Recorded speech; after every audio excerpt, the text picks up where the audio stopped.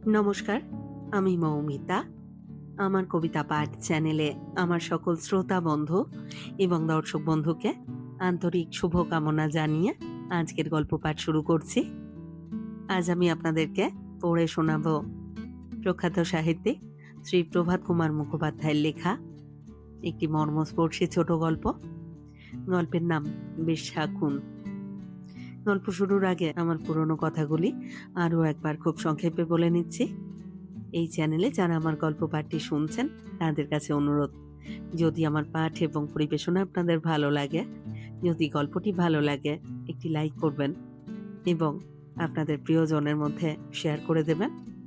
আর এখনও যারা চ্যানেলটি সাবস্ক্রাইব করেননি তারা অবশ্যই চ্যানেলটি সাবস্ক্রাইব করে আমার সাথে থেকে নিয়মিত শুনতে থাকুন নতুন নতুন বাংলা গল্প। আর সকলের কাছেই অনুরোধ, আপনারা বেল আইকনটি প্রেস করে নোটিফিকেশন অন করে রাখবেন, যাতে প্রতিটি গল্প আপলোডের সাথে সাথে আপনাদের কাছে নোটিফিকেশন পৌঁছে যায়। আর কথা বাড়িয়ে সময় নষ্ট করছি না, শুরু করছি আজকের গল্প বেশ্যা খুন।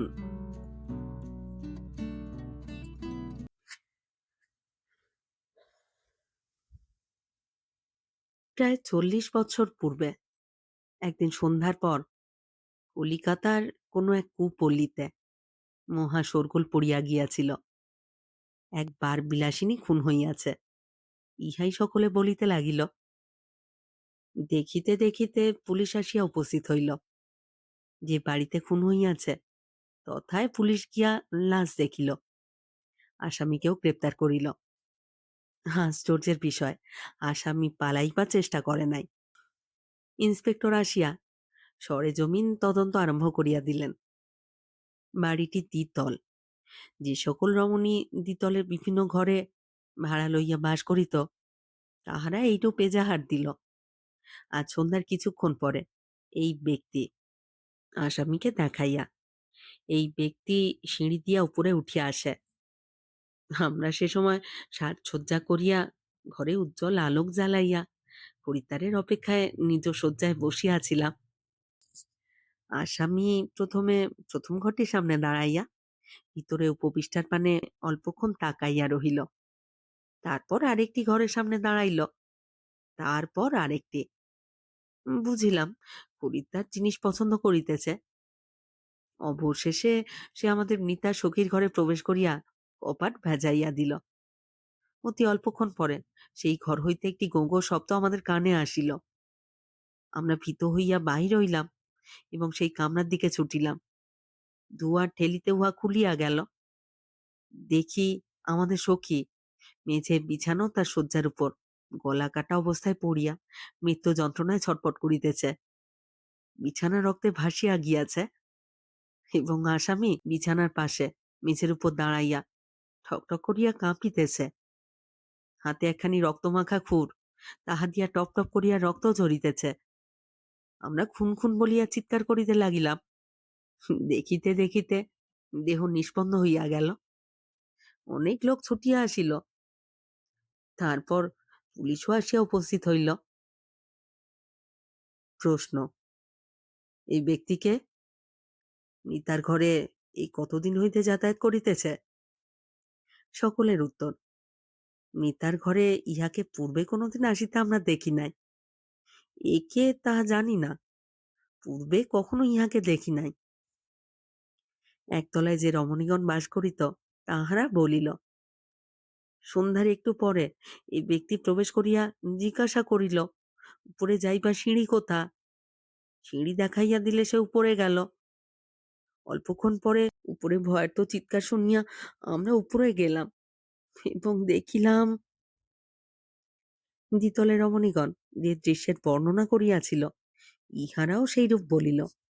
আরো বলিল, আসামিকে পূর্বে তাহারা কোনো দিন দেখে নাই। পুলিশ লাশ হাসপাতালে পাঠাইবার ব্যবস্থা করিয়া আসামিকে গ্রেপ্তার করিয়া লইয়া গেল। যথাসময়ে আসামি নরহত্যার ধারায় চালান হইয়া বিচারার্থ প্রেসিডেন্সি ম্যাজিস্ট্রেটের এজলাসে প্রেরিত হইল। সেই বাড়ি রমণীগণ পুলিশের নিকট যাহা বলিয়াছিল ম্যাজিস্ট্রেটের এজলাসেও সেইরূপই বলিল। শেষে যে ডাক্তার সাহেব লাশ পরীক্ষা করিয়াছিলেন তিনি আসিয়া সাক্ষ্যমঞ্চে দাঁড়াইলেন। সব ব্যবচ্ছেদ করিয়া তিনি যাহা যাহা দেখিয়াছিলেন বর্ণনা করিলেন।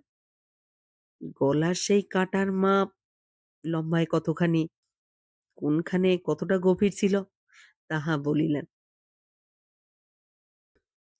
সরকারি উকিল তাহাকে জিজ্ঞাসা করিলেন, আপনি বলতে পারেন এই কাটা সুইসাইডাল, অর্থাৎ মৃতা নিজের গলা নিজে কাটিয়াছে, নাকি হোমিসাইডাল, অপর কেহ কাটিয়াছে? এখন মেডিকেল জুরিসপ্রুডেন্স গ্রন্থগুলিতে এরূপ অবস্থায় প্রশ্নের উত্তর দিবার পন্থা নির্দিষ্ট আছে। কেহ নিজের গলা যদি কাটে তবে অস্ত্রটা রইল তার ডান হাতে, সে উহার গলার বাঁদিকে বসাইয়া টানিয়া ডানদিকে লইয়া গিয়া থামিল। সুতরাং বাঁদিকের ক্ষতের গভীরতা হইবে সবচেয়ে কম। গভীরতা ক্রমে বাড়িয়া বাড়িয়া ডানদিকে যেখানে শেষ হইয়াছে সেখানে হইবে সবচেয়ে বেশি। কিন্তু অন্য কেহ যদি তাহাকে হত্যা করিবার মানসে এইরূপ করে তবে সে অস্ত্র ধরিবে নিজের ডান হাতে, বসাইবে যাকে খুন করিতেছে তাহার গলার ডান পাশে, সেখানে গভীরতা হইবে সবচেয়ে কম। ক্রমে বাড়িয়া বাড়িয়া বাঁ দিকে যেখানে ক্ষত শেষ হইয়াছে সেখানে গভীরতা হইবে সবচেয়ে বেশি। কিন্তু সকল সময় গভীরতার এরূপ তারতম্য পাওয়া যায় না। তখন ডাক্তার এ জাতীয় প্রশ্নের উত্তর দিতে অক্ষম হন। এই মোকদ্দমাতেও ডাক্তার উল্লিখিত কারণে বলিতে পারিলেন না যে এই কাটা সুইসাইডাল অথবা হোমিসাইডাল। আদালত আসামিকে জিজ্ঞাসা করিলেন, তুমি কিছু বলিতে চাও? আসামি আসামি বলিল, আমি কিছুই বলিব না। সাক্ষ্য গ্রহণ শেষ হইল। সরকারি উকিল যাহা বক্তৃতা করিলেন তাহার সারমর্ম এই, সেই ঘরে এই ব্যক্তি এবং নিহত রমণী ছাড়া কোনো তৃতীয় ব্যক্তি ছিল না যে বলিব হয়তো সেই তৃতীয় ব্যক্তি হত্যাকারী। স্ত্রীলোকটা নিজের গলা নিজে কাটিবার কোনো যুক্তিসম্মত কারণ নাই। যদি এমন হইতো যে এ ব্যক্তি অনেকদিন হইতে উহার নিকট যাতায়াত করে, দুজনের মধ্যে প্রেম হইয়াছে, তাহা হইলে হয়তো মনে করা যাইত যে কোনো ঝগড়া কলহের কারণে অভিমানে রমণী আত্মহত্যা করিয়াছে। কিন্তু তাহা নহে।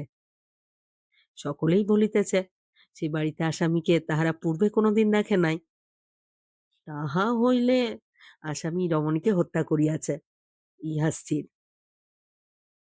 কেন করিল? চুরির অভিপ্রায় হইতে পারে। হয়তো ভাবিয়াছিল গলাটি কাটিয়া দিলেই রমণী চিরতরে নিস্তব্ধ হইয়া যাইবে। তখন সে অভাগিনীর টাকা কড়ি গহনাপত্র লইয়া বাহির হইয়া কপাটটি ভেজাইয়া চম্পট দিবে। কিন্তু অভাগিনী মৃত্যু যন্ত্রণায় গোঁ গোঁ শব্দ করাতেই আসামির উদ্দেশ্য বিফল হইল। ম্যাজিস্ট্রেট তখন আসামিকে দায়রা সোপর্দ করিলেন। হাইকোর্টের আগামী সেশনে তাহার বিচার হইবে। আসামি প্রেসিডেন্সি জেল হাজতে বন্ধ রহিল। ইতিমধ্যে দেশে যুবকের আত্মীয় স্বজন খবর পাইয়া কলিকাতায় আসিয়া পড়িয়াছিলেন। তাহারা বলিলেন, অসম্ভব, ও যে অর্থলোভে নারী হত্যা করিবে ইহা একেবারে অসম্ভব। সেই প্রকৃতির ছেলে তো ও নয়। তাহারা সেশনে আসামির পক্ষাবলম্বন করিবার জন্য বড় বড় উকিল কৌশলী নিযুক্ত করিলেন। ম্যাজিস্ট্রেটের এজলাসের কাগজপত্রের নকল পড়িয়া এবং আসামির আত্মীয় স্বজনের মুখে আসামির সচ্চরিতা সম্বন্ধে তাহাদের দৃঢ় বিশ্বাসের কথা শুনিয়া আসামির উকিলেরা অত্যন্ত বিস্মিত হইলেন। জজের অনুমতি লইয়া প্রেসিডেন্সি জেলে গিয়া তাহারা আসামির সহিত সাক্ষাৎ করিলেন। আসামিকে বলিলেন, আসল ঘটনা সমস্ত আমাদের খুলিয়া বলো। আসামি বলিল, বলিব না। উকিল বলিলেন, না বলিলে আমরা তোমার পক্ষাবলম্বন করিব কি করিয়া? ব্যাপার যেরূপ দেখিতেছি ইহাতে তোমার যে ফাঁসির হুকুম হইতে পারে। আসামি বলিল, হোক হোক ফাঁসি, ফাঁসি চাইব, আমি কিছুই বলিব না।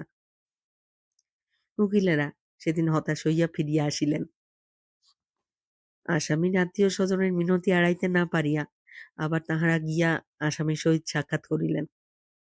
এরূপ ২-৩ বার সাক্ষাতে অনেক বুঝানো সুঝানোর পর আসামি অবশেষে আসল ঘটনাটি নিম্নলিখিত মতো প্রকাশ করিল।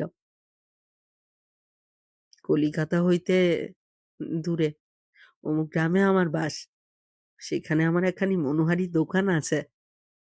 উহাই আমার উপজীবিকা। ২-৩ মাস অন্তর অন্তর আমি মাল খরিদ করিতে কলিকাতায় আসি। এবারও সেইরূপই আসিয়াছিলাম। ১০ বছর পূর্বের একটা ঘটনা বলি শুনুন। আমার এক কনিষ্ঠা ভগিনী ছিল। অল্প বয়সে সে বিধবা হইয়া যায়। তাহার রূপ ছিল। সেই রূপের জন্যই তাহার সর্বনাশ হইল। ১৬-১৭ বছর বয়সে কোনো দুর্বৃত্তর সহিত সে কুলত্যাগ করে। এই ঘটনায় লজ্জায় অপমানে আমরা মৃতপ্রায় হইয়াছিলাম। সমাজে আমাদের মাথা তুলিবার উপায় ছিল না। প্রথম কোনো আত্মীয় বন্ধু তাহার কথা জিজ্ঞাসা করিলে আমরা বলিতাম সে মরিয়া গিয়াছে। ক্রমে তাহার নামও আমাদের গৃহে আর উচ্চারিত হইত না। সে যে একদিন ছিল ইহাও আমরা প্রায় ভুলিতে বসিয়াছিলাম। এবার কলকাতায় আসিয়া মাল খরিদ শেষে বাড়ি ফিরিবার পূর্বদিন সন্ধ্যায় ভাবিলাম, যখন কলিকাতায় আসিয়াইছি তখন একটু আমোদ প্রমোদ করিয়া লই। তাই সে পল্লীতে গিয়া সে গৃহে প্রবেশ করিয়াছিলাম। গৃহবাসিনীরা যাহা যাহা বলিতেছে সমস্তই সত্য। উপরে গিয়া আমি এই ঘর ও ঘর সে ঘরের সামনে দাঁড়াইয়া অবশেষে এই ঘরে প্রবেশ করিয়া কপাট ভেজাইয়া দিয়াছিলাম। কি গো, তোমার নাম কি? আমি এই প্রশ্ন করিবা মাত্র অভাগিনী অতি বিস্মিতভাবে মুখ তুলিয়া চাহিল এবং আমার আপাদ মস্তক নিরীক্ষণ করিতে লাগিল। তাহার এই ব্যবহারে আমিও বিস্মিত হইয়া তাহাকে ভালো করিয়া দেখিয়াই বুঝিলাম সে আর কেহ নহে, সে আর কেহ নহে ১০ বছর পূর্বেকার কুলত্যাগিনী আমারই সেই ভগিনী। সেও অবশ্য আমায় চিনিয়াছিল। হা ভগবান! বলিয়া শয্যা পার্শ্বস্থ দেওয়াল আলমারি হইতে একটা খুর বাহির করিয়া চোখের নিমেষে সে নিজ গলায় বসাইল। তাহার অভিপ্রায় বুঝিয়া তাহাকে বাধা দিবার উদ্দেশ্যে আমি খুরখানা তাহার হাত হইতে কাড়িয়া লইলাম, কিন্তু তৎপূর্বেই তাহার শ্বাসনালী ছিন্ন হইয়া গিয়াছিল। সে বিছানায় পড়িয়া গো গো শব্দ করিয়া ছটফট করিতে লাগিল। তারপর লোকজন আসিয়া পড়িল।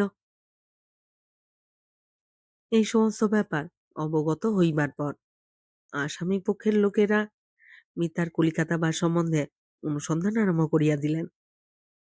এই বাড়িতে আসিবার পূর্বে সে কোন বাড়িতে থাকিত, তার পূর্বে কোন বাড়িতে থাকিত, এইরূপ সন্ধান করিতে করিতে যে বাড়িতে তাহার হরণকারী প্রথমে তাহাকে আনিয়া রাখিয়াছিল সেই বাড়ি খুঁজিয়া বাহির করিল।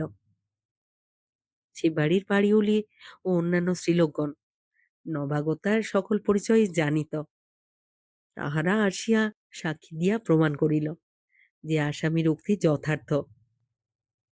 জজ সাহেব উহা বিশ্বাস করিয়া আসামিকে বেকসুর খালাস করিয়া দিলেন।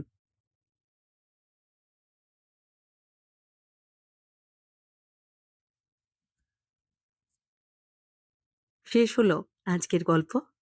শ্রী প্রভাত কুমার মুখোপাধ্যায়ের লেখা ছোট গল্প বেশ্যা খুন। কেমন লাগলো আজকের গল্পটি? যারা এই চ্যানেলে আমার পুরো গল্প পাঠটি শুনলেন তাদেরকে জানাই আমার আন্তরিক ধন্যবাদ। আপনাদের কেমন লাগলো তা অবশ্যই কমেন্ট বক্সে আমাকে লিখে জানান। আপনাদের ছোট্ট একটু মতামত আমার কাছে অনেক মূল্য রাখে। আপনাদের মতামত আমার এগিয়ে চলার অনুপ্রেরণা। সবাই খুব ভালো থাকুন, সাথে থাকুন। ফিরে আসছি খুব শীঘ্র নতুন গল্প নিয়ে।